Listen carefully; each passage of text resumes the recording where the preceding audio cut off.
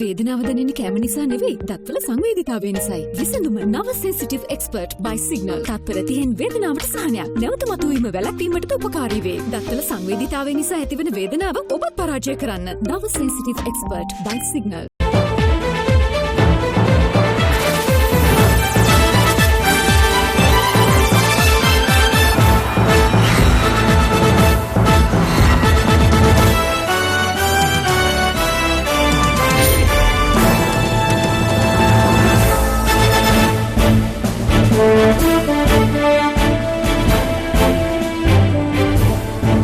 අයිබෝවන් සුබ සන්ධ්‍යාවක්.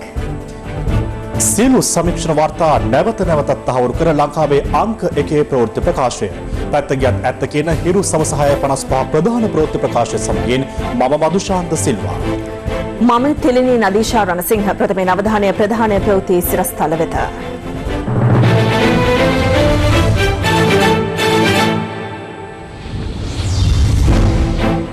ලෝක කුසලානයේදී තරග පාවා දුන් බවට හිටපු ඇමති කළ හෙළිදරව්ව ගැන විමර්ශන ආරම්භේ.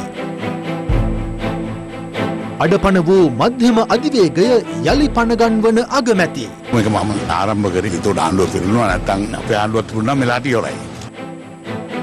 මැද පෙරදිග ශ්‍රී ලාංකිකයින් 2000කට කොරෝනා 21 දෙනෙක් මරුට.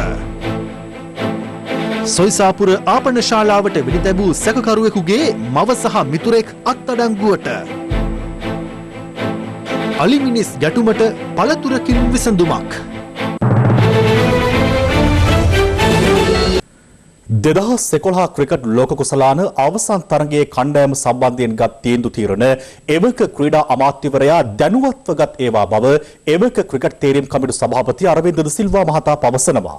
හිරු ප්‍රවෘත්ති සමග විශේෂ සම්මුඛ සාකච්ඡාවට එක් වූ ඔහු කියා සිටියේ මෙම චෝදනා සම්බන්ධයෙන් ජාත්‍යන්තර ක්‍රිකට් කවුන්සිලය ස්වාධීන පරීක්ෂණයක් සිදු කළ යුතු බවයි. දවසේ පුවත 2011 ලෝක කුසලාන එක්දින ක්‍රිකට් තරඟාවලියේ අවසන් මහ තරඟයේදී තරඟ පාවාදීමක් සිදු වී ඇති බවට එවක ක්‍රීඩා අමාත්‍ය මහින්දානන්ද අලුත්ගමගේ මහතා ඊයේ හෙළි කළේ හිරු ටීවී සමග විශේෂ සම්මුඛ සාකච්ඡාවකට එක්වෙමින්. අවසාන ලෝක කුසලානයට තරඟ කරන කණ්ඩායම තේරීම් කමිටුව විසින් නම් කරලා ක්‍රිකට් පාලක මණ්ඩලය එවලා තිබුණා අමාත්‍යවරයාට. හැබැයි අපි එදා උදේ ඉන්දියාවට ගිහිල්ලා බලනකොට ක්‍රීඩා කරන්න අපි නම් කරපු කණ්ඩායම නෙමෙයි. 4 දෙනෙක් අලුතෙන් ක්‍රීඩකයෝ කණ්ඩායමට ඇතුළත් වෙලා. අවසාන මොහොතේ ලංකාවේ ඉඳලා ක්‍රීඩකයෝ දෙන්නෙක් ගෙනාවා. ඒ ක්‍රීඩකයෝ දෙන්න ගන්න ක්‍රිකට් පාලක මණ්ඩලයේ අනුමැතියක් නැහැ, ඇමතිවරයාගේ අනුමැතියක් නැහැ. අවසාන ක්‍රීඩකයන් මාරු කිරීමේ සිට අවස්ථා කීපයක් පිළිබඳ මට පැමිණිලි ලැබිලා තිබුණා අමාත්‍යවරයා හැටියට. ඒ පිළිබඳ පැහැදිලි සාධාරණ සැකයක් තියෙනවා. 2011 ලෝක කුසලාන තරඟාවලිය අපි පාවා දීමට ලක් කරාද කියලා. එවක ක්‍රිකට් තේරීම් කමිටු සභාපතිවරයා ලෙස කටයුතු කළ අරවින්ද ද සිල්වා මහතා අප සමග විශේෂ ප්‍රකාශයක් කරමින් මේ සියලු චෝදනා ප්‍රතික්ෂේප කළා.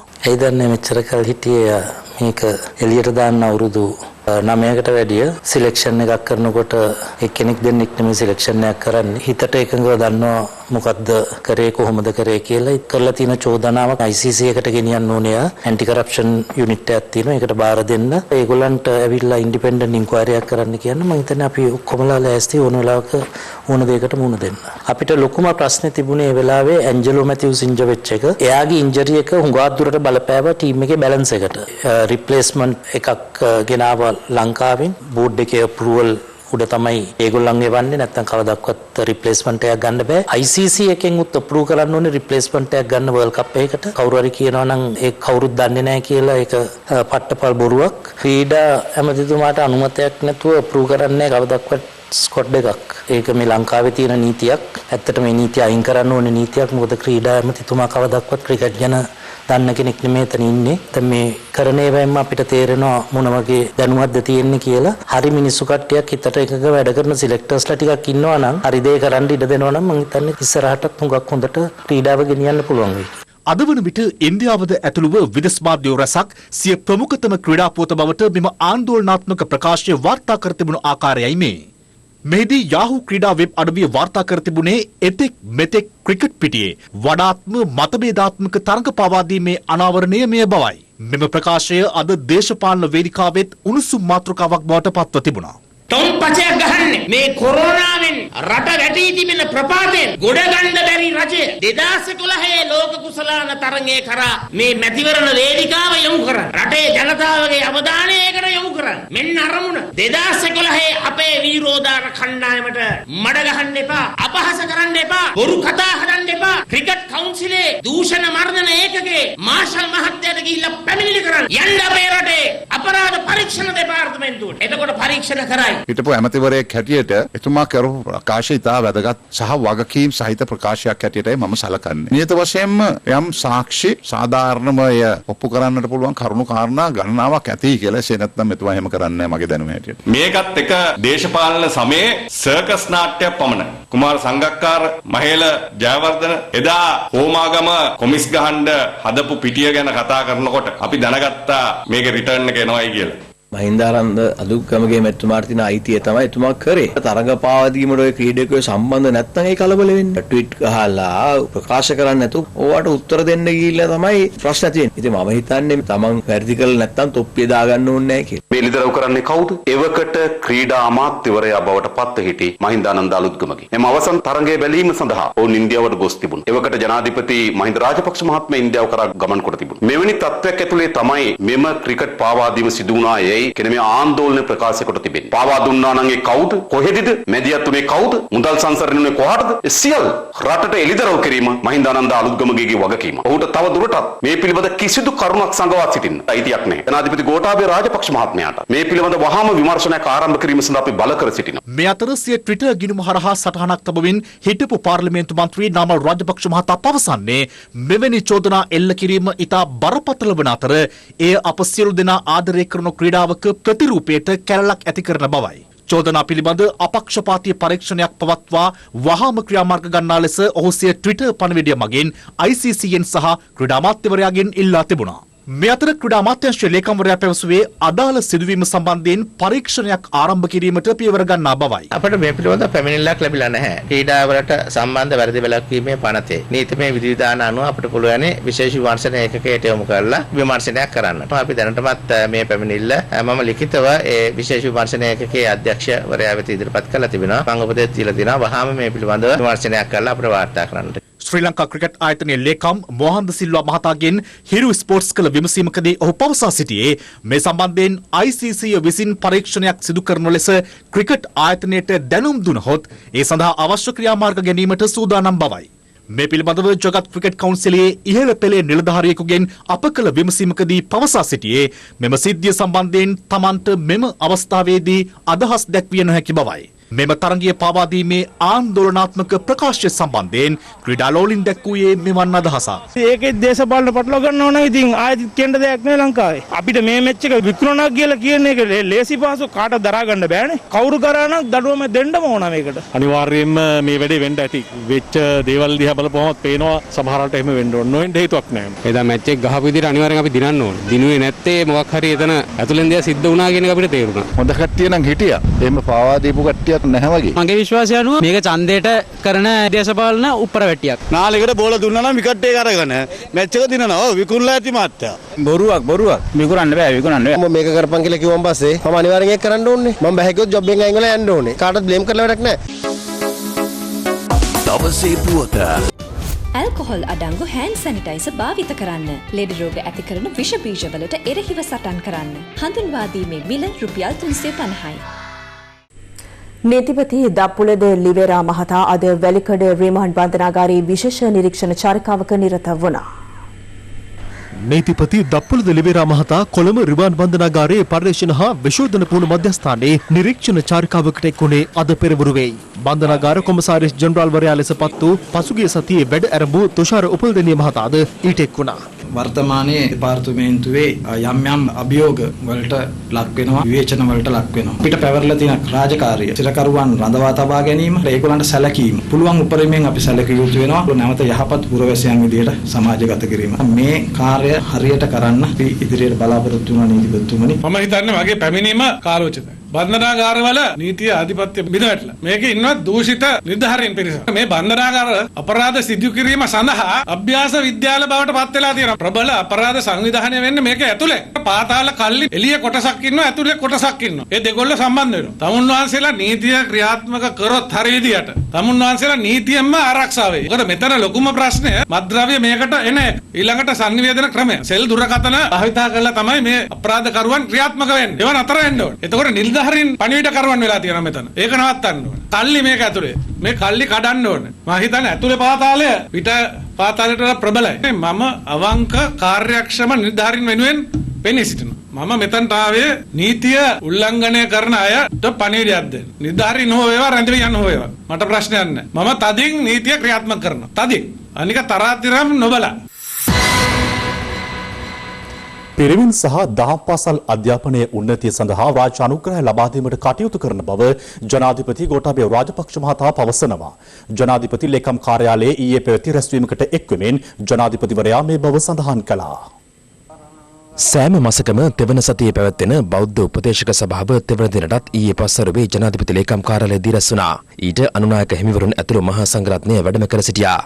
ඔටුමන් වැනි එඩිටර් නායකයෙක් මේ රටට අවශ්‍යයි. මේ වැනෙන නායකයොත් එක්ක කොහොමවත් මේ රට ඉදිරියට ගෙනියන්න බෑ. නැගෙනහිර පළාත තුළ පුරාවිද්‍යාත්මක උරුම කළමනාකරණය සඳහා වන ජනාධිපති කාර්ය සාධක බලපායක් ස්ථාපනය කිරීම පිළිබඳව අතිගරු ජනාධිපතිතුමන්ට කෘතවේදීව මේ අවස්ථාවේදී පුණ්‍යානුමෝදනය කරනවා. ජනාධිපතිතුමනි අපිට ජාතික අධ්‍යාපන ප්‍රතිපත්තියක් තාම නැහැ. ඉතින් මම හිතන්නේ ඔබතුමාගේ කාල පරිච්ඡේදයේදීවත් කිසිම ආණ්ඩුවකට වෙනස් කරන්න බැරි විදිහකට ජාතික අධ්‍යාපන ප්‍රතිපත්තියක් හදන්න පුළුවන් නම් මම හිතන්නේ ඒක සුවිශේෂ කාර්යභාරයක් වෙනවා.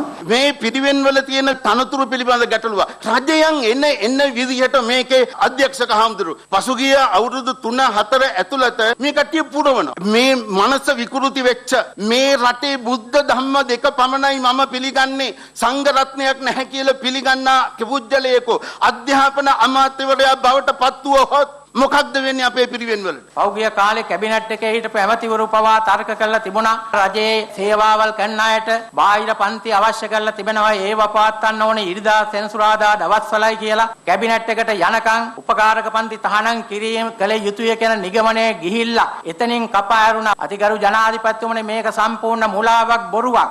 අප යෝජනා කරන්නේ සියලුම අයට පන්ති ඉරිදා පැවැත්වීම නතර කරන්න නෙවෙයි. අවුරුදු 18 වෙනකන් ළමයින්ට පන්ති ඉරිදා නොපැවැත්විය යුතුයි. ලංකාවේ සියලුම උපකාර පන්ති සම්පූර්ණයෙන් පොහොය දවස්වලත් නතර කළ යුතුය. ජනාධිපති කාර්ය සාධක බලකායන් දෙකක් පත් කළා තිබෙනවා ජාතික ප්‍රතිපත්තියක් සකස් කිරීම සඳහා. මේ අය දැනටමත් අවසාන අධීරට වගේ පැමිණලා තිබෙනවා. නමුත් ඇමතිවරු මාරු වෙනකොටත් ආණ්ඩු මාරු වෙනකොටත් වෙනස් කරන්නේ නැතුව සෑම දෙයක් පිළිගත් ප්‍රතිපත්තියක් හැටියට පවතින්නට මේක සාකච්ඡාවට භාජනය කරන්න කියලා මම ඒකකින් ඉල්ලා සිටියා. ඒ වගේම පිරිවෙන් අධ්‍යාපනයේ දහම් පාසල් අධ්‍යාපනයේ මේ සියලුම දේවල් නිලධාරීන් සමග සාකච්ඡා කරලා විසඳුම ලබා දෙන්නට මම ක්‍රියා කරනවා. මේ අතර COVID-19 වසංගතයට එරෙහිව ශ්‍රී ලංකාව ගෙන යන සාර්ථක වැඩපිළිවෙල චීන ජනාධිපති ෂී ජින්පින්ගේ ඉමහත් ප්‍රසාදයට ලක් ඇතැයි ශ්‍රී ලංකාවේ වැඩ බලන චීන තානාපති හූ වෙයි ඊයේ ජනාධිපති ලේකම් කාර්යාලයේදී ජනාධිපති ගෝඨාභය රාජපක්ෂ මහතා මුණගැසුණු අවස්ථාවේදී ප්‍රකාශ කර තිබෙනවා. ජනාධිපති මාධ්‍යාංශය පැවසුවේ ශ්‍රී ලංකාව තුළ චීන ආයෝජන සහ දෙරට අතර මූල්‍ය සහයෝගිතාව වර්ධනය කර ගැනීම සම්බන්ධයෙන් මෙහිදී සාකච්ඡාවට ලක් වූ බවයි. මේ අතර යුරෝපා සංගම් තානාපතිවරුද ජනාධිපති ගෝඨාභය රාජපක්ෂ මහතා හමු වී COVID-19 අර්බුදයෙන් පසු ආර්ථිකයේ නැවත ගොඩනැංවීම පිළිබඳ සාකච්ඡාවක නිරත වුණා. උද්ගතව ඇති තත්ත්වය හමුවේ ණය කපා හැරීමක් සිදුවන්නේ නම් එය ශ්‍රී ලංකාවට ප්‍රතිඵලදායක බව ජනාධිපති ගෝඨාභය රාජපක්ෂ මහතා පැවසූ බව ජනාධිපති මාධ්‍ය අංශය නිවේදනය කළා. ජනාධිපතිවරයා පෙන්වා දී ඇත්තේ ණය ගැනීම තවදුරටත් විකල්පයක් නොවන බැවින් ශ්‍රී ලංකාවට අවශ්‍ය වන්නේ නව ආයෝජන බවයි. උතුරු මධ්‍යම අධිවේගී මාර්ගයේ දෙවන අදියර වන මීරිගම සිට කුරුණෑගල දක්වා වන කොටසේ ඉදිකිරීම මේ වසර අවසන් වීමට පෙර නිම කිරීමට නියමිතයි. මේ බව හෙළි වුණේ අග්‍රාමාත්‍ය මහින්ද රාජපක්ෂ මහතා එම මාර්ගයේ ඉදිකිරීම කටයුතු නිරීක්ෂණය සඳහා අද එක් වූ අවස්ථාවේදී. උතුරු මධ්‍යම අධිවේගී මාර්ගය අදියර 4ක් යටතේ ඉදිකිරීමට නියමිතයි. ඒ කඩවත සිට මීරිගම දක්වා මීරිගම සිට කුරුණෑගල දක්වා, පොතුහැර සිට ගලගෙදර දක්වා සහ කුරුණෑගල සිට දඹුල්ල දක්වායි. ඒ අතරින් දැනට ඉදිකිරීම් කටයුතු සිදුවෙමින් පවතින දෙවන අදියර වන මීරිගම සිට කුරුණෑගල දක්වා වන කොටස අද අග්‍රාමාත්‍ය මහින්ද රාජපක්ෂ මහතාගේ නිරීක්ෂණයට ලක් වුණා. අතන බාහන තිබුණේ හයි ටෙන්ෂන් න්‍යායයක හින්දා අඩිත් කක්කියාව ගම්පහ දිස්ත්‍රික්කයට. අඩි කීපයක්.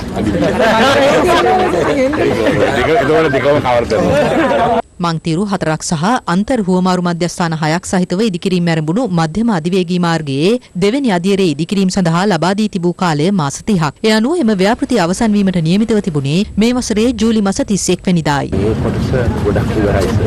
රූපක් විතර වගේ ඉවරයි. තුරු සෙක්ෂන් එකේ තමයි සර් වැඩ ගොඩක්ම අදිටම ඉවර වෙන්න තියුනේ සර්. හරි විදිහට නම් මේ ජූලි මාසෙ ඉවර වෙන්න මම හිතන්නේ සර් තව මාස 9ක් විතර වගේ අය. දැන් අපි පළවෙනි එක පටන් ගන්නවා. පළවෙනි එක සර් දැන් අර පේමන්ට් එක පටන් ගන්නවා. ඔව් සර්. ගියා නිසා අවුරුදු 4ක් සල්ලි දුන්නේ. ඒ හින්දා එක පටන් ගන්න බැරි. ඒකෙන් බිලියන ගාණක් රජයට පාඩු. අවුගේ ආන්දෙන්ස සම්පූර්ණයෙන්ම දුන්නේ දේශපාලනයට මේ කොන්ත්‍රාත් හැමදේම. ඒවල් පිළිවෙල කියලා නේද? ඒක තමයි වැඩි. දැන් කියනවා බිලියන ගාණක්. ඒවල් කියලා තමයි පටන් ගන්න. අනතුරු අග්‍රාමාත්‍යවරයා ව්‍යාපෘතිය සම්බන්ධයෙන් මෙලෙස අදහස් පළ කළා. මේකේ ප්‍රගතිය පිළිබඳව සොයා බලන්න සියලුම කොන්ත්‍රාත්කරුවන් සහ සියලුම නිලධාරීන් ගෙනල්ලා මම විමසුවා. ඔවුන්ට අපි දුන්නා කාලයක්. ඒ කාලය තුලදී මේක ඉවර කරන්න මේ සමහර ඒවයි වැඩ බොහොම දුර්වලයි. සමහර සමාගම් වහිලා ගිහිල්ලා තියෙනවා. මොකද යාන්ත්‍රයෙන් මේ මිනිසුන් බංකොලොත් කරලා සල්ලි දෙන්නේ නැතුව. ඉතින් ඒ සල්ලි අපි දුන්න ගමන් ඒ කට්ටිය වැඩ පටන් අරගෙන මේක මම ආරම්භ කරේ. ඒතකොට ආණ්ඩුව පිරුණා නැත්නම් අපේ ආණ්ඩුවත් පිරුණා මෙලාට ඉවරයි. මේ අතර මෙම අධිවේගී මාර්ග ව්‍යාපෘතිය සම්බන්ධයෙන් ප්‍රගති සමාලෝචන රැස්වීමක්ද පැවති අතර එහිදී එම ව්‍යාපෘති අධ්‍යක්ෂ KHMAK කෙහෙල්ඇල්ල මහතා ප්‍රකාශ කළේ පැකේජ 4ක් යටතේ දේශීය ඉදිකිරීම් ආයතන සඳහා කොන්ත්‍රාත් ලබා දී ඇති අතර ඉන් සමහරක් ඉදිකිරීම් ආයතනවල ප්‍රගතිය සම්බන්ධයෙන් සෑහීමකට පත්විය නොහැකි බවයි. එම රැස්වීමෙන් අනතුරුව අග්‍රාමාත්‍ය මහින්ද රාජපක්ෂ මහතා අලව්ව මහරච්චිමුල්ල ප්‍රදේශයේ පැවති ජනහමුවකටද එක් වුණා. මේ රටේ සංවර්ධනය පිළිබඳව කටයුතු කරනවා. මට කියලා තියෙන්නේ මහින්ද අයියා මේ දේශපාලනය කරන්න මම රට හදන්නම් කියලා. මම හිතුවා ඒක ලීසි කියලා. ඉතින් ඒකින්ද අපි අද ශක්තිමත් විදිහට තවම ඉන්නවා. අපිට විහිළුවක් යන්න ඕන. පෙරදා සමාජය විහිළුවලා වගේ අපි පාන්දර ටීවී එක දැක්කම එතුමා එවැනිම කතාවක් කරා. දැන් අම්බත් අතහැරලා ඔලකට ආවියයි. මම කිව්වා එතුමාට මේක ලන්ඩේ පා කියලා. තාම්බුත්‍රස පන්සලක උත්සවයකදී අන්වා අම්බන්තට ඉල්ලන්න යුපිලයිස්ට්‍රෙන් කොහොමද එනවා කෙනෙක් හරියනවනේ. හැබැයි එතුමා බය වුණා ඒ තැනටවත් එන්න බැරි වෙයිද කියලා. ඉතින් ඒක එතුමා කොළඹට ආවා. ඊළඟදී අම්බන්තට දිස්ත්‍රික්කයේ එතුමාගේ කට්ටියක් ආවුණා. ඊයේ පස්සේ අපි බලන්නවත් ආවේ නැහැ. පාර්ලිමේන්තු මැතිවරණය සම්බන්ධයෙන් දේශපාලන වේදිකාවේ පළ වූ අදහස් කිහිපයක් දැන්.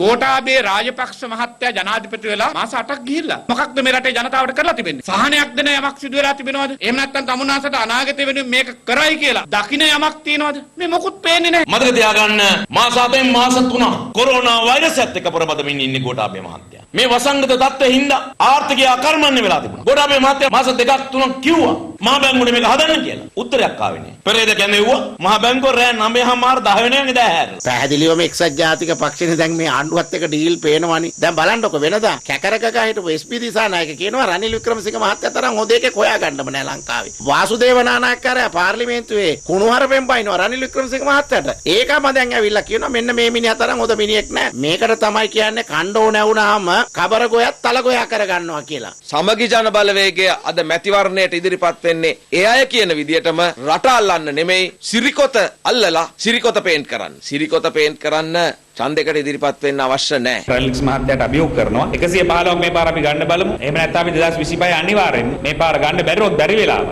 අපි 2025 ගන්නවා. ඒගොල්ලෝ සටන් කරන්නේ රනිල් බරද්දන්න ටෙලිෆෝන් එක ක්‍රියා කරනවා ටෙලිෆෝන් එක බරද්දන්න අලිය ක්‍රියා එහෙම නැතුව ආණ්ඩු පිහිටවන්න නෙමෙයි. මේ මහා මැතිවරණයෙන් පස්සේ රනිල් වික්‍රමසිංහ මහත්තයාට නැවතත් පක්ෂයේ ඇතුලේ විරුද්ධ කැරැල්ලක් එනවා. ඒ නිසා අපි කියන්න කැමති ඔය මහගේ බදාගෙන ඉන්න පෙරේතයන්ට යක්ෂයන්ට කුම්බාණ්ඩයට ඔයගේ වගේ සුද්ධ පවිත්‍ර කළා නැවත මනුස්ස වාසස්ථානයට සුසු තැනක් බවට පත් කරන්න. මම දැන් පිස්සු වගේනේ. ඉතින් මම දන්නේ නැහැ මොනවද කියන්නේ කියලා. මට තේරෙන්නේ නැහැ. මං හිතන්නේ අපිට ඒගොල්ලත් එක්ක තරඟයක් නැහැ. ඒගොල්ලා සිරිකොත අල්ලනවනේ. ඉතින් ගේ ඇතුළේ ඉඳලා ගේ අල්ල ගන්න බැරි නම් ගෙන් එළියට දැම්මට පස්සේ පිස්කල් ආපහු කොහොමද ගේ අල්ලන්නේ? මේ දෙගොල්ලම කුල්ල කුලී දෙන්න පරාජය වෙනවා මේ ඡන්දෙන් පස්සේ. සයිප් විකාශනාත්ය වග කියන්න ඕනේ එක්සත් ජාතික පක්ෂය මේ දෙකට බෙදලා විනාශ කිරීම සම්බන්ධ. මොකද තව ටිකක් ඉවසලා හිටියා නම් මේ පක්ෂේ නායකත්වය ඒකට ගන්න දෙන්න. නමුත් එතුමා කැරලි ගන්න ගිහිල්ලා අපිවත් කැරලට අහු කරා. අන්තිමට දැන් එතුමාත් කැරලට අහු වෙලා ඉන්න මිනිස්සු තරම් ගිහිල්ලා මේ එකට යන්න තිබ්බ ගමන සම්පූර්ණයෙන්ම කඩාකප්පා කරේ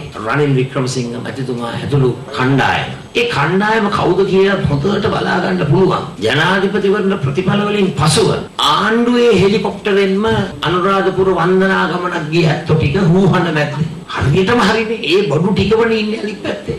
මම ලංකාවාසී ජනතාවට ප්‍රකාශ කරනවා අගෝස්තු 5 වෙනිදාට තමුන්නාන්සේලාගේ ආශිර්වාදයෙන් මේ රටේ රාජ්‍ය ඵලය ලබා ගන්නකොට හැම පවුලකටම 20000 ගානේ ලබා දෙන්න අපි කටයුතු කරනවා. තුමට ජනාධිපතිවරණ කාලයේ තිබ්බේ නැති නාලයක් පාළ වෙලා තියෙනවා ජන දුක හඳුනන නාල. අපි අහනවා සජිත් ප්‍රේමදාස මහත්තයාගෙන් ශාලාව අවිගබඩාව පිපිරීමෙන් පස්සේ ඒ මිනිස්සුන්ට සහන සලසද්දි ජන දුක හඳුනන නාලය කොහෙද තිබ්බේ? ඒක කපලා තිබ්බද? නැත්නම් ඇති වෙලා තිබ්බේ නැද්ද? ඡන්ද ලං වෙද්දි තමයි එතුමලට මේ ජන දුක හඳුනන නාලයි මිනිස්සුන්ගේ හදවතේ ගැහෙන රිද්මයි මිනිස්සුන්ගේ ඔක්සිජන් ගන්නයි සියල්ල මතක් වෙන්නේ.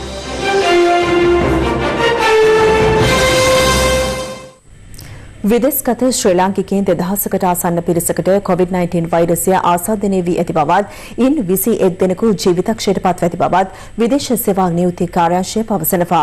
මේ අතර අද මේ වන විට වාර්තා වී ඇත්තේ එක් නව ආසාදිතයෙකු පමණක් වන අතර සමස්ත COVID ආසාදිතයින් සංඛ්‍යාව ඒ අනුව දැක්වුණේ 1948ක් ලෙසයි. COVID-19 ආසාදනය වී ඇති බව තහවුරු කරගත් තවත් රෝගීන් 23 දෙනෙකු ඊයේ වාර්තා වුණා. ඔවුන් සියලු දෙනාම විදේශයන්හි සිට මෙරටට පැමිණි අය වන අතර ඉන් 19 දෙනෙකු ඩුබායි සිට සහ 2 දෙනෙකු කටාර් සිට පැමිණි පුද්ගලයන් බවට හඳුනාගෙන තිබෙනවා. අනෙක් 2 දෙනා රුසියාවේ සිට සහ එක්සත් රාජධානියේ සිට පැමිණි අයයි. අද දිනය තුල COVID-19 වෛරසය ආසාදිතව සිට පූර්ණ සුවය ලැබූ පුද්ගලයන් 25 දෙනෙකු රෝහල් වලින් පිටව ගොස් තිබෙනවා. ඒ අනුව සුවය ලැබූ සමස්ත පුද්ගලයන් සංඛ්‍යාව 1446යි. තවදුරටත් ආසාදිතයින් 491 දෙනෙකු වෛද්‍ය අධීක්ෂණ යටතේ ප්‍රතිකාර ලබනවා. මේ අතර මැද පෙරදිග සහ නැගෙනහිර ආසියාතික රටවල සිටින ශ්‍රී ලාංකිකයින් 2000කට ආසන්න පිරිසකට COVID-19 ආසාදනය වී ඇති බව විදේශ සේවා නියුක්ති කාර්යාංශය නිවේදනය කළා. විදේශ සේවා නියුක්ති කාර්යාංශය පවසන්නේ එම ආසාදිතයින් අතරින් 21 දෙනෙකු ජීවිතක්ෂයට පත්ව ඇති බවයි. රටවල් 17ක ශ්‍රී ලාංකික ශ්‍රමිකයින් 2000කට ආසන්න ප්‍රමාණයක් තමයි කොවිඩ් ආසාදිත තත්ත්වය තියෙන බවට වාර්තා වෙන්නේ. කොවිඩ් ආසාදිත වෙච්ච අය 21 දෙනෙක් විතර මියගොස් තියෙනවා මේ අවස්ථාව වන විට මේ රටවල් වල. මේ අතර ඕස්ට්‍රේලියාවේ සිට තවත් ශ්‍රී ලාංකිකයින් 98 දෙනෙකු අද අලුයම දෙවයිනට පැමිණියා. එම පිරිස PCR පරීක්ෂණ වලට ලක් කිරීමෙන් අනතුරුව නිරෝධායන කටයුතු සඳහා යොමු කෙරුණා. මේට අමතරව ජපානයේ සිටි තවත් පුද්ගලයන් 3 දෙනෙකුද අද අලුයම තිබෙනට පැමිණ තිබෙනවා. මේ අතර COVID-19 වෛරසය හමුවේ දින 105ක කාලයක් වසා දමා තිබුණු මෙරට සිනමා ශාලා මේ මාස 27 වෙනිදා නැවත විවෘත කිරීමට රාජ්‍ය තීරණය කර තිබෙනවා. සෞඛ්‍ය මාර්ගෝපදේශ යටතේ සඳහා අනුමැතිය හිමි වන බවයි සංස්කෘතික අමාත්‍යාංශය පැවසුවේ. මේ අතර ඊයේ දිනෙත් චීනයෙන් නව ආසාදිතයින් 32 දෙනෙකු හඳුනාගත් අතර ඉන් 25 දෙනෙකු බේජින් නුවර ෂින්ෆාඩ් මාංශ අලුවි මධ්‍යස්ථානයෙන් සොයාගත් ආසාදිතයින් පොකුරේ ආශ්‍රිතයින්. පසුගිය 11 වෙනිදා සිට මේ දක්වා බේජින් නුවරින් හඳුනාගත් සමස්ත COVID-19 ආසාදිතයින් සංඛ්‍යාව 183ක්. ලොව ආසාදිත ලයිස්තුවේ සිව්වෙනි ස්ථානයේ රැඳී සිටින අසල්වැසි ඉන්දියාවෙන් ඊයේ දිනේදී හඳුනාගත් ආසාදිතයින් සංඛ්‍යාව 13827ක්. ගෙවුණු දිනය තුළ එරට සිදුව ඇති පුද්ගල මරණ සංඛ්‍යාව 342ක් ලෙසයි දැක්වෙන්නේ. තමිල්නඩු ප්‍රාන්තයෙන් වාර්තා වන COVID-19 ආසාදිතයින් 50000 සීමාව ඉක්මවා යාමත් සමග චෙන්නයි නගරය සහ ඊට ආසන්න දිස්ත්‍රික්ක 3ක් දින 12ක් සඳහා මුළුමනින්ම වසා දැමීමට ඉන්දිය බලධාරීන් පියවර ගත්තා. මේ අතර චිලි රාජ්‍යයට පනවා ඇති නිරෝධායන නීති රීති උල්ලංඝනය කරන පුද්ගලයන් සඳහා වසර 5ක ස්ථිර දඬුවමක් නියම කිරීමට ජනාධිපති සෙබස්තියන් පිනරා නියෝග කර ඇති බව විදේශ මාධ්‍ය වාර්තා කරනවා. මාවනල්ල ඓතිහාසික දෙවනකල රජමහා විහාරස්ථානයට කලක් තිස්සේ සංවිධානාත්මක ආක්‍රමණිකයන්ගෙන් එල්ල වූ බලපෑම අවසන් වන ලකුණු පහළ වී තිබෙනවා. ඒ පුරාවිද්‍යා දෙපාර්තමේන්තුව බෞද්ධ කටයුතු දෙපාර්තමේන්තු නිලධාරීන් ප්‍රදේශවාසීන් සමග එක්ව දෙවනකල පොදුබිමට අයත් ඉඩම් මැනීම් කටයුතු සිදු කර නිරාකරණය කිරීමට එකඟ වීමත් සමගයි. මෙරට සිදුවන පරිසර විනාශයන් පුරාවිද්‍යා උරුමයන් වැනසීම් වැනි ජාතික අපරාධ රට හමුවේ හෙළිකිරීමට හිරු CIA කිසි විටකත් පසුබට වන්නේ නැහැ. එවැනි ආක්‍රමකතා නොදුටු දෑසින් පසුවන වගකිව යුතු බලධාරීන්ගේ දෑස් විවර කරන්නට අපට හැකි වූයේ වරක් දෙවරක් නොවේ. ඊට ආසන්නතම උදාහරණය වන්නේ දෙවනගල විහාරස්ථානයට අයත් ඉඩම් කොල්ලයයි. පසුගිය දින කිහිපය පුරාම හිරු CIA මෙම අනවසර ඉඩම් අත්පත් කර ගැනීම පිළිබඳව විටින් විට හෙළි කළා. ඒ අනුවයි පුරාවිද්‍යා බෞද්ධ කටයුතු මෙනින්දොරු දෙපාර්තමේන්තුව ඇතුළු රාජ්‍ය නිලධාරීන් දෙවනගල පුදබිමට පැමිණියේ. ප්‍රදේශවාසීන් සහභාගී වූ රැස්වීමකදී ඔවුන් දෙවනගල විහාරස්ථානයට අයත් ඉඩම් නිරාකරණය කිරීම පිළිබඳව මෙලෙස අදහස් දැක්වුවා. ඇත්ත ඔක්කො කියනවා ව්‍යාජීව කියනවා. ඒක මේ කිසි දෙයක් අපි දන්නේ නැහැ. එතන අපි මන්න ගන්න නැතුව අපිට කියන්න බෑ කොහොමද කියලා. ඓතිහාසික රජමහා විහාරයට අයිති ඒ පිඹුරුපත් ආශ්‍රිතව නේද කෙරෙන්නේ කියන එක ආගම.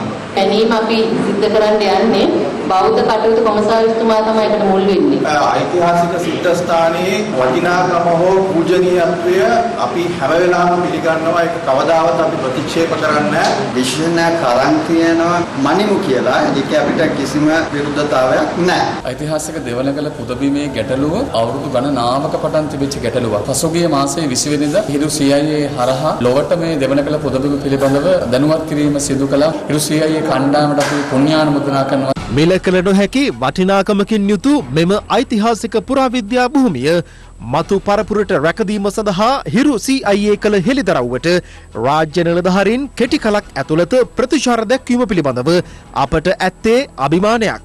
ඉදිරියේදීත් දෙවනගල පුදබිමට අයත් සියලු බිම් ප්‍රදේශ නිරවුල් වන තෙක් හිරු CIA අවදිනෙත අවධානයෙන්.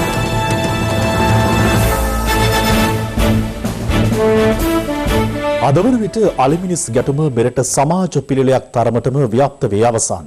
මේ සඳහා කලින් කලට විවිධ පැලස්තර විසඳුම් යෝජනා කෙරුණද ඒ කිසිවකින් යහපත් ප්‍රතිඵල නෙලා ගැනීමට මෙතෙක් නොහැකි වීම කනගාටුවට කරුණක්. මේ අලිමිනිස් ගැටුමට පරිසර හිතකාමී විසඳුමක් සොයන විල්ගමුව ගම්වාසීන්ගේ කතාවයි. අලිමිනිස් ගැටුම සංවර්ධනයේ නාමයෙන් සිදු වූ ශීඝ්‍ර ජනාවාසකරණයත් සමග අපගේ ශබ්දකෝෂයට එක් වූ අලුත් වචන මාලාවක්. දශක ගණනාවක් පුරා ඈත ඌව වෙල්ලස්සේත් මැදරටේත් වයඹත් උඩරටත් වරින් වර මතු වූ මෙය අද වන විට බරපතල සමාජ ගැටලුවක් බවට පත්ව තිබෙනවා. කලින් කලට බලයට එන විවිධ ආණ්ඩු මේ සඳහා නොයෙකුත් පැලස්තර විසඳුම් ගෙන ආවද මෙතෙක් අලිමිනිස් ගැටුමට ස්ථිරසාර විසඳුමක් ලැබී නැහැ. කෙසේ වෙතත් දශක ගණනාවක් පුරා මෙරට සද්ධන්තීන් හා මිනිස් ජීවිත රැසක් අකාලයේ විනාශ කළ මේ ගැටුම වළක්වාලීමට සාර්ථක ප්‍රවිෂ්ටයක් ලබා ගන්නට වස්ගමුව, විල්ගමුව, පුස්සැල්ලයාය ගම්වාසීන්ට හැකි වී තිබෙනවා. මේ සඳහා මඟ පෙන්වීම කරන්නේ ඔරෙන්ජ් එලිෆන්ට් පරිසර හිතකාමී දොඩම් වගාවේ අපෘතියයි. 95 අවුරුද්දේ තනි එක. ඇවිල්ලා වටේ ඉවර කේල් පැදේ කාලා ගෙට ගැහුවා. දොඩම් පැල හැදුවට පස්සේ පාරේ ගියාලි යනවා. වත්තර වෙන්නේ නැහැ. ගෙසෙල් ගහක් නැත්තම් හදා ගන්න දෙන්න රැයකට එක තාලනවා. ඒක තාලනකොට ගෙදරින් කවුරු ඒ කතා කරපුවාන් ගෙට ඇවිල්ලා ගසනවා. එහෙම තමයි මේ පැත්තේ කුඩා දුරට තිබ්බේ. දැන් 190ක්ම නැහැ කරදර. අපිට බොහොම තරගෙනම අලින්ගේ. මේ වටේ වවලා තිබ්බ හැමදේම පොල් කෙසෙල් ඔක්කොම කෑවා. දැන් මේ වගාවෙන් පස්සේ ඇතුල් වෙන්නේ රවුමේ යනවා. අපිට අලින්ගේ කරදර අඩු වෙලා තියෙනවා. හරියටම මීට දශක දෙකකට පෙර නියම ව්‍යාපෘතියක් ලෙස ආරම්භී මෙම වැඩසටහන අද වන විට බොහෝ සාර්ථක ඵල නෙලාගෙන ඇත්තේ ප්‍රදේශවාසීන්ට අමතර ආර්ථික ශක්තියක්ද ඇති කරමින්. අපි සත්තුද්‍යානට ගිහිල්ලා අපි බැලුවා මේක ඇත්තටම අපිට ක්‍රියාත්මක කරන්න පුළුවන් සංකල්පයක්ද කියලා. ඒ අපි කරපු අධ්‍යයනවලදී අපි හොඳටම තාවුරු කරගත්ත අලින් ඇත්තටම සිට්‍රස් වගේ භෝග කණ්ඩ වෙච්චරම කැමැත්තක් දක්වන්නේ නැහැ. වසර 2000 දී විල්ගමුව ප්‍රාදේශීය ලේකම් කොට්ටාසේ පවුල් 47ක් තෝරාගෙන ආරම්භ කළ මෙම ව්‍යාපෘතිය අද වන විට ප්‍රදේශීය පවුල් 400කට වැඩි සංඛ්‍යාවකට ආරක්ෂාව සහ ආර්ථික ශක්තිය සලසනවා. කෙසේ වෙතත් ඔරෙන්ජ් එලිෆන්ට් ව්‍යාපෘතියත් සමග ප්‍රදේශයේ අලිමිනිස් ගැටුම කැපී පෙනෙන ලෙස පහළ ගිය බවයි ප්‍රදේශවාසීන් පවසන්නේ. හිටපු අමාත්‍ය රිෂාඩ් බදියුදීන්ට නිකුත් කළ සිතාසියක් අනුව ඔහු ප්‍රකාශයක් ලබා දීම සඳහා අද පාස්කු ප්‍රහාරය පිළිබඳ විමර්ශනය කරන ජනාධිපති කොමිසමේ විමර්ශනාංශයට පැමිණියා. මේ අතර වවුනතිව් පොලිස් මුරපොලේදී පොලිස් නිලධාරීන් දෙදෙනෙකු ඝාතනය කර පැහැරගත් ගිනි අවි දෙක සොයාගත් ආකාරයද අද අනාවරණ වුණා. පාස්කු ප්‍රහාරය පිළිබඳ විමර්ශනය කරන ජනාධිපති කොමිසම විසින් මීට පෙර නිකුත් කෙරුණු සිතාසියකට අනුව හිටපු අමාත්‍ය රිෂාඩ් බදියුදීන් මහතා අද එහි විමර්ශනාංශයට පැමිණියේ ප්‍රකාශයක් ලබා දීම සඳහායි. පෙරවරු 9:30ට පමණ එහි විමර්ශනාංශයට පැමිණ ප්‍රකාශ ලබා දුන් හිටපු අමාත්‍ය රිෂාඩ් බදියුදීන් මහතා පස්වරු 12:15ට පමණ යාඥා සඳහා ඉස්ලාම් දේවස්ථානයේ වෙත යාමට අවශ්‍ය බව සඳහන් කර ඉන් පිටව ගියා. නමුත් ඔහු නැවත පස්වරු 2ට පමණ ජනාධිපති කොමිසමේ විමර්ශනාංශයේ වෙත කැඳවා තිබුණා. පසුව පැය 4:00ක පමණ කාලයක් ප්‍රකාශ ලබා දීමින් පසු පිටතට පැමිණ හිටපු අමාත්‍යවරයා මාධ්‍යවේදීන් විමසූ ප්‍රශ්නවලට මෙලෙස පිළිතුරු ලබා දුන්නා. පාස්කු ප්‍රහාරයෙන් පසුව සහරාන්ට පසු වැඩිම කියවුනේ ඔබතුමාගේ නම. ඇයි එච්චර කියවෙන්නේ? මොකක්ද සම්බන්ධයක්ද මේ? ශහරාන් කියන පුද්ගලයාව මම ජීවිතේට දැකලත් නැහැ, කතා කරලත් නැහැ. ඊවන් දුරකථනයේත් කතා කරලත් නැහැ. මෙච්චර වෙලා කතා කරන් තිබ්බේ මොනවද මේ? කියන්නේ ඔබතුමාගේ අහන්නේ මොනවද? සමහර දේශපාලකයන් ඊවන් මං ගැන සමහර බොරු කියලා තිබුණා. ඒ නිසා මම දෙසැම්බර් මාසෙම මම ලියුමක් එවලා තිබුණා මට මේ පාස්කු ඉරිදා මේ ජනාධිපති කොමිෂන් එකට සාක්ෂි දෙන්න ඕන කියලා. අදයි මට වෙලාව ලබා දුන්නා. ඒ අනුව මම වෙලා මගේ කියන්න ඕන සාක්ෂි ඔක්කොම කියලා දැනගමු. මේ අතර පාස්කු ප්‍රහාරය පිළිබඳ විමර්ශනය කරන ජනාධිපති කොමිෂන් සභාව හමුවේ අද සාක්ෂි ලබා දීම සඳහා කැඳවා තිබුණේ අපරාධ පරීක්ෂණ දෙපාර්තමේන්තුවේ ප්‍රධාන පොලිස් පරීක්ෂක සමන් වීරසිංහ මහතායි. ඒ වවුනතිව් පොලිස් මුරපොලෙහි 2018 නොවැම්බර් 29 වන දින පොලිස් නිලධාරීන් දෙදෙනෙකු ඝාතනය කිරීමේ සිද්ධිය සම්බන්ධයෙන් සාක්ෂි විමසීම සඳහායි. ඔහු සඳහන් කළේ තමන් 2019 අප්‍රේල් 26 වන දින මඩකලපුව සියොන් දේවස්ථානයේ බෝම්බ පිපිරීම සම්බන්ධයෙන් විමර්ශනය කරමින් සිටි අවස්ථාවේ එවක අපරාධ පරීක්ෂණ දෙපාර්තමේන්තුවේ අධ්‍යක්ෂ ජ්‍යෙෂ්ඨ පොලිස් අධිකාරී ශානි අබේසේකර මහතා සහ නියෝජ්‍ය පොලිස්පති සුදත් නාගහමුල්ල මහතාගේ උපදෙස් පරිදි කාත්තාන්කුඩි පොලිස් ස්ථානයට ගොස් පොලිස් අත්අඩංගුවේ සිටි සැකකරුවෙකු වන මොහමඩ් සරීෆ් ආදම් ලෙබ්බේ තම බහරයට ගත් බවයි. සැකකරු ලබා දුන් තොරතුරු මත නින්දවූර් ප්‍රදේශයට යාමට සිදු බවත් ඊට සැකකරු විසින්ම මඟ පෙන්වීම සිදු කළ බවද සාක්ෂිකරු කොමිසමට පැවසුවා. කෙසේ වෙතත් නින්දවූර් වෙත යන අතරතුර තමන් අනපේක්ෂිත සිදුවීමකට නින්දවූර් වලට නොදරින් පිහිටි සයින්තු මර්දුහිදී මුහුණ දුන් බව ඔහු සඳහන් කළා. අපට යාමට හැකි වුණේ සයින්තු මර්දු අල් හිලාල් මුස්ලිම් විද්‍යාලය අසලට පමණයි. එම විදුහල අසලින් හමුදා ට්‍රක් රථ යොදා මාර්ගය අවහිර කර තිබුණා. එම ස්ථානයේ යුද පිටියක ස්වරූපයක් ගත්තා. විටින් විට වෙඩිහඬ කීපයක් ඇහුණා. අපිට එතනින් ඉදිරියට යන්න බැහැ කියලා එතන හිටපු STF නිලධාරීන් කිව්වා. යයි සාක්ෂිකරු සඳහන් කළා. අනතුරුව තමන් පරිබාරක රථපෙළේ සිටි විශේෂකාර්ය බළකා නිලධාරීන් සමග ගොස් ආරක්ෂක මාර්ග බාධකයේ භාරව කටයුතු කළ ප්‍රධානීන් හමු වී තම කාරණාව පවසා විශේෂකාර්ය බළකා ආරක්ෂාව සහිතව නින්දවූර් බලා ගමන් කිරීමට අවසර හිමි වූ බව සාක්ෂිකරු සඳහන් කළා. ඒ අනුව තම අත්අඩංගුවේ සිටි සැකකරු ලබා දුන් තොරතුරු අනුව නින්දවූර් මුස්තකින් වීදියේ පිහිටි අංක 214 නිවස වෙත රාත්‍රී 11:15ට පමණ පැමිණි බව සාක්ෂිකරු කොමිසමට සඳහන් කළා. එහිදී විශේෂකාර්ය බළකායේ පරීක්ෂා කිරීම වලින් පසු තමන් ඇතුළු පිරිස නිවසට ඇතුළු වූ බව ඔහු සඳහන් කළා. කොමිසම එහිදී විමසුවේ එම නිවස තුළින් සොයාගත හැකි වූයේ මොනවාද යන්නයි. නිවසේ කුස්සියේ දුම් කවුළුවේ සංගවා තිබූ රිවෝල්වරයක් සොයාගත් බව පැවසූ සාක්ෂිකරු සඳහන් කළේ එම රිවෝල්වරය සඳහා උණ්ඩ 6ක් දැමිය හැකි වුවද එහි තිබී හමු වූයේ උණ්ඩ 4ක් පමණක් බවයි. එම රිවෝල්වරේ අංකය SS 3887 ලෙස පැහැදිලිව දැකගත හැකි වුවත් අනෙක් අංකය හඳුනාගත නොහැකි ලෙස සූරා තිබූ බවද ඔහු පැවසුවා. එමෙන්ම එම නිවසේ තිබී ලැප්ටොප් 3ක්, ජංගම දුරකථනයක්, ඇඳුම් සහිත පාර්සල් 5ක්, අංක 484න් 3 වේදිය පාර එඬරි මුල්ල වත්ත ලිපිනේ සඳහන් ජල හා විදුලි විල්පත් දෙකක්, මොහමඩ් සරීෆ් ආදම් ලෙබ්බේ නම් තමන් සතුව සිටි සැකකරුට ඈත් රේදුරු බලපත්‍රයක් සොයාගත් බව කොමිසම හමුවේ සාක්ෂි ලබා දෙමින් අපරාධ පරීක්ෂණ දෙපාර්තමේන්තුවේ නිලධාරියා සඳහන් කළා. අනතුරුව පසු දින එනම් 2019 අප්‍රේල් 27 වෙනිදා අලුයම 1:45ට පමණ එම සැකකරුගෙන් ලද තොරතුරු මත කාත්තාන්කුඩිහි සිටින තවත් සැකකරුවන් දෙදෙනෙක් අත්අඩංගුවට ගැනීම සඳහා පිටත්ව ගිය බව සාක්ෂිකරු පැවසුවා. ඒ අනුව කාත්තාන්කුඩි ප්‍රදේශයේදී හම්සා මොහොදින්, මොහමඩ් ඉම්රාන් සහ අබ්දුල් මනාල් මොහමුද් යන පුද්ගලයන් දෙදෙනාද අත්අඩංගුවට ගත් බව ඔහු පැවසුවා. සැකකරුවන්ගෙන් ලද තොරතුරු මත බ්ලැක්ටෝස්වත්ත ප්‍රදේශයේ කළ මෙහෙයුමේදී ආයුධ රැසක් හමු වූ බවත්, වවුනතිව් පොලිස් මුරපොලේදී ඝාතනය වූ නිලධාරීන් දෙදෙනාට අයත්ව තිබූ SS 3887 සහ SS 3826 ගිනි අවි දෙක එහි තිබූ බවත් සාක්ෂිකරු සඳහන් කළා. දේශපාලන කිහිපයක් සමගින් දැන් රටවටා හිරු. රටවටා හිරු. මද්‍රව්‍ය ජාවාරම්කරුවන් පිළිබඳව පොලිසියට තොරතුරක් ලබා දුන්නේ යයි කියන සිද්ධියක් මුල් කරගනිමින් බොරැල්ල වනාතුමුල්ල ප්‍රදේශයේ පුද්ගලයෙකුට පසුගිය 12 වෙනිදා පිරිසක් පහර දී තිබෙනවා. අදාළ පහර දීම CCTV කැමරාවක මෙලෙස සටහන් වී තිබුණා. ඓතිහාසික මුල්කිරිගම රජමහා විහාරස්ථානයේ උඩමළුවේ තැන්පත් කිරීම සඳහා කිලෝ 3200ක් බරති සහ අඩි 7මාරක් උස ඇති ශෛලමය සමාධි බුද්ධ ප්‍රතිමා වහන්සේ ගුවන් මගින් මෙලෙස වැඩම කරවනු ලැබුවා. රට වටා හිරෝ එසමගින් 6:55 ප්‍රධාන ප්‍රවෘත්ති ප්‍රකාශය නිමවට පත්වනවා. පැත්ත නොගත් ඇත්ත දැනගැනීමේ අයිතිය තවදුරටත් තහවුරු කර ගැනීමට ඔබගේ ජංගම දුරකථන ජාලය අනුව තිරදිස්සන පරිදි හිරු ප්‍රවෘත්ති SMS සේවාව සක්‍රිය කරගන්න. නැවත හමු වෙමු රාත්‍රී 9:55ට. ආයිබෝවන්.